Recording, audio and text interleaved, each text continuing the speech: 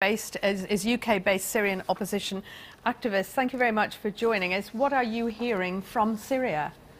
Well, the last 12 hours have painted a very horrific picture. Syrians around the world have been trying to follow what's happening. I've been trying to get in touch with people on the ground.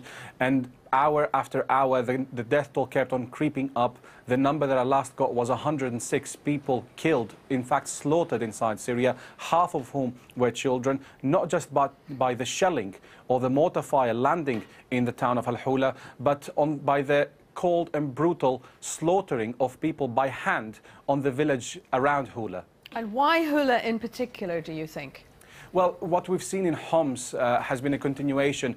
Most of the people of Homs have fled the city itself to surrounding towns and villages. And Houla, just like Al-Rastan, which we saw a few weeks back, just like Al-Qusayr, is just one of those towns that people flee to seek some cover. The Assad regime is giving a very clear message that it's going to go after people wherever they are and teach them a lesson in order to brutally suppress this uprising. So you would say then that the Assad regime is not sticking to the ceasefire?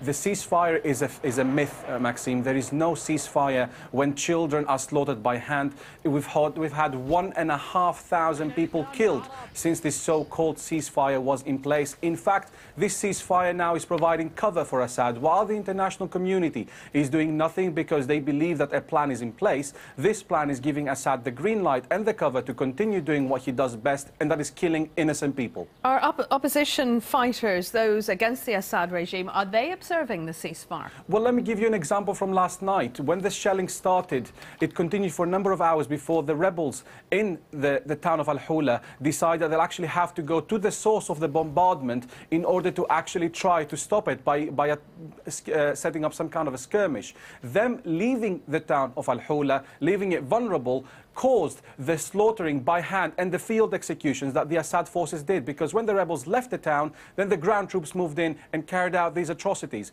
The rebel forces try to defend whenever they can, but as you can see, they are so powerless, all it's causing is further chaos. What about the UN monitoring mission? Do you think it's doing any good at all? Well, we had a very, very tragic example. Last night, activists tried to contact the observers to come to Al-Houla in the hope that their presence, at least, might calm things down, might prevent the Assad forces from continuing the bombardments. They refused. They said they will not move in the dark. They will not go out at night. And as we can see, they have proved themselves to be totally ineffective. OK, Abdulwahab Omar, thank you.